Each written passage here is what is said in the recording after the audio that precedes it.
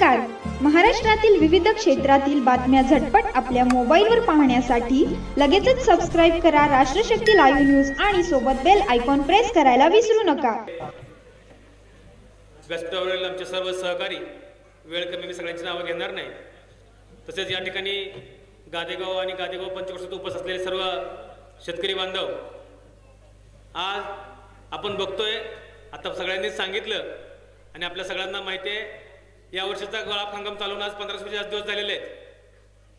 अपवाद शिवाजीराव सावंत सरांचा वळगळला तर जिल्ह्यातील एकही साखर कारखानदार आज दर देतो म्हणून पुढे आलेला नाही. फक्त प्रत्येकजण म्हणतोय सगळ्यापेक्षा जास्त देऊ, सगळ्याच्या बरोबरीने देऊ, मात्र देणार किती ही एकाने जाहीर केलेलं नाही. खरं तर आपण सगळे ऊस उत्पादक आहे, मागच्या 5 वर्षापासून 10 वर्षापूर्वीचा 5 वर्षापूर्वीचा दर ऊसाचा बघितला आणि आजचा दर बघितला तर त्यात फार मोठी तफावत नाही. 2019ला आपल्याकडे वाउचर असतील, जेव्हा FRP 2900 रुपये होती, आपल्या भागात तोडणी वाहतुकीची 500 रुपये दाखवली जात होती, आपल्याकडे 2400 रुपये दर मिळत होता. आज 6 वर्षानंतर तोडणी वाहतुकीचा खर्च 1100 रुपये दाखवलाय, FRP 3500 रुपये दाखवले जाते. म्हणजे आपल्याला मिळणारे FRPचा दर आहे 2400 रुपये, 2500 रुपये.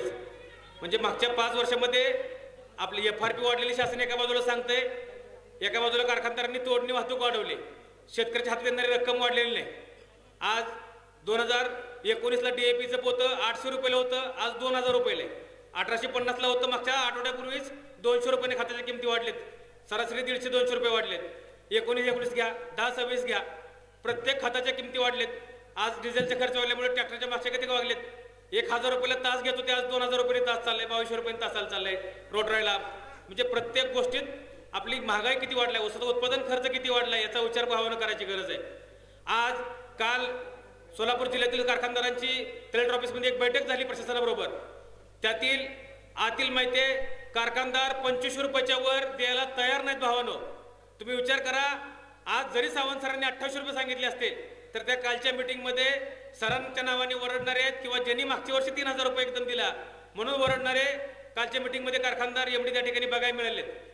आज कालच्या मीटिंगमध्ये आम्हाला शेतकरी प्रतिनिधी म्हणून त्या ठिकाणी बोलवलं नाही, का तर त्यांना साखर कारखानदारांनी अगोदर सांगितलं होतं जर शेतकरी संघटनेचे प्रतिनिधी येणार असतील तर आम्ही त्या ठिकाणी येणार नाही. सर, कालच्या मीटिंगमध्ये जिल्ह्यातल्या सगळेच कारखानदार होते, त्यांनी सर आम्ही 2500 रुपयाच्या वर देऊ शकत नाही असं कलेक्टरला काल सांगितलेलं आहे. माझ्याकडे त्याचं रेकॉर्डिंग आहे. 2500 रुपये दर घालून आपल्याला परवडणार आहे का सांगा? जोपर्यंत आपण जागरूक होणार नाही तोपर्यंत आज लोकांना वाटतंय मागच्या वर्षी आम्हाला 2800 पहिला मिळाला होता, 3000 रुपये मिळालाय, यावर्षी कोल्हापुरात 3600 मिळालाय, आपल्याला सहजासहजी 3000 रुपये मिळेल. तर हे कारखानदार सहजासहजी देणार नाहीत. आपण म्हणतोय आम्ही या पक्षाचा आहे त्या पक्षाचा आहे, कारखानदार सगळे वेगवेगळ्या पक्षाचे आहेत. दर देण्याच्या मुद्द्यावर कालच्या मीटिंगमध्ये ते एकत्र होते आणि याच्या अगोदर सुद्धा मागच्या वर्षीची परिस्थिती माहिती आहे. मागच्या वर्षी सुद्धा निवडणुका असताना दर जाहीर केला, परंतु दर देताना फक्त एका कारखान्याने 2800 रुपये जमा केले म्हणून सगळ्या कारखान्यांना 2800 रुपये जमा करण्याची वेळ आली. त्या कारखान्याला सुद्धा कालच्या मीटिंगमध्ये तुमच्या नावाने त्यांच्या नावाने खडे त्या ठिकाणी फोडलेत. त्यामुळे आपण जोपर्यंत एकत्र येणार नाही, जागरूक होणार नाही, आपलं बघून कोल्हापूरचं बघून कर्नाटकवाल्यांनी आंदोलन पेटवलं. आपण बघतोय आज कोल्हापूरमध्ये 3600 रुपये झाला, काल 3300 रुपये कर्नाटक सरकारने जाहीर केलाय. एका बाजूला 11 रेकॉर्डच्या वरच्या साखर कारखान्याला 100 रुपये अनुदान, 3300 रुपये दर आहे, त्याच्यापेक्षा कमीच्याला 3100 रुपये आणि 100 रुपये अनुदान हे कर्नाटक सरकार देणार आहे. आपलं सरकार आपल्याकडून ऊसाच्या प्रतिदानातून कपात करते आणि कर्नाटक सरकार अनुदान देते. त्याच्यामुळे भावांनो, आपल्या बाजूने कुणी नसणार आहे. आपण जोपर्यंत उठणार नाही, आणि फक्त ऊसाचा विषय नाही, आज बघितलं काका तर या भागातला जे अतिवृष्टीचं अनुदान होतं या ठिकाणी खरं आपल्याला एक तलाट्यांची सुद्धा चौकशी लावावी लागणार आहे. तोंड बघून त्यांनी टक्केवारी दाखवलेली आहे, नुकसान दाखवलेलं आहे, क्षेत्र बाधित क्षेत्र कमी दाखवलंय. एका क्षेत्र तुमचं 2 हेक्टर, आता मला एक जणांनी सांगितले की 2 हेक्टर क्षेत्र आहे, मला 11,000 रुपये आलेत, त्याचं बाधित क्षेत्र त्यांनी कमी दाखवले.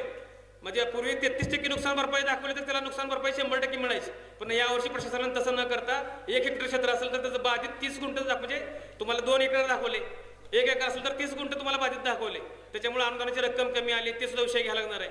आणि आपण या गादेगाव भागात खरं तर यापूर्वीचे ऊस आंदोलन बघितलेत. या पंढरपूर तालुक्याचं असेल किंवा सोलापूर जिल्ह्याचा दर ठरवण्याचं हे केंद्र गादेगाव असायचं आणि आता सुद्धा परत आपण या वर्षीची सुरुवात आपण या गादेगावमधून करतोय.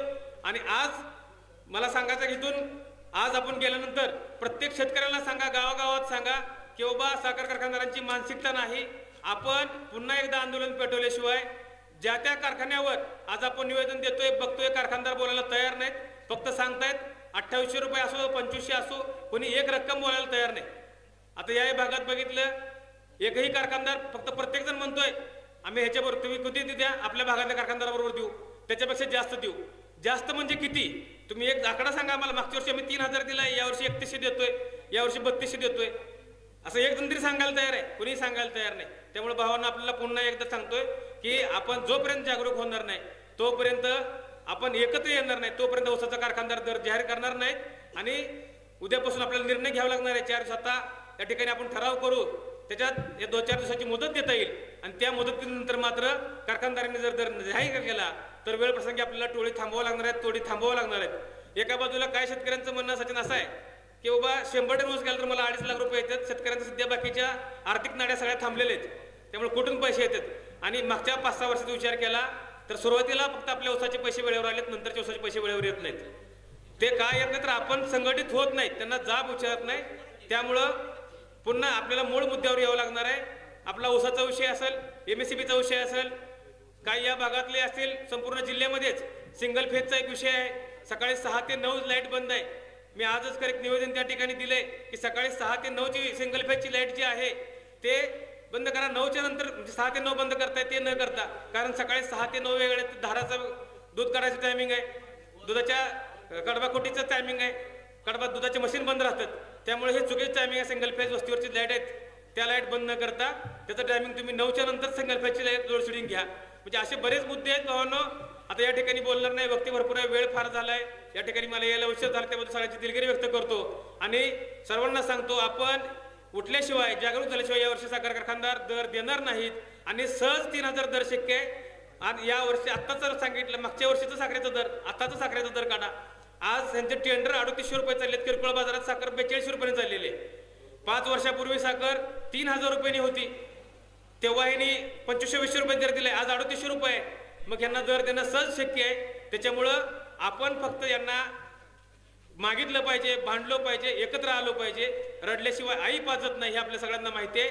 आणि आपण चला ऊस दर संघर्ष समितीच्या माध्यमातून एकत्र होऊया आणि आपल्या ऊसाला, आपल्या घामाला दाम मिळवून घेऊया, एवढंच आव्हान मी या ठिकाणी करतो. याच ठिकाणी थांबतो. धन्यवाद. धन्यवाद.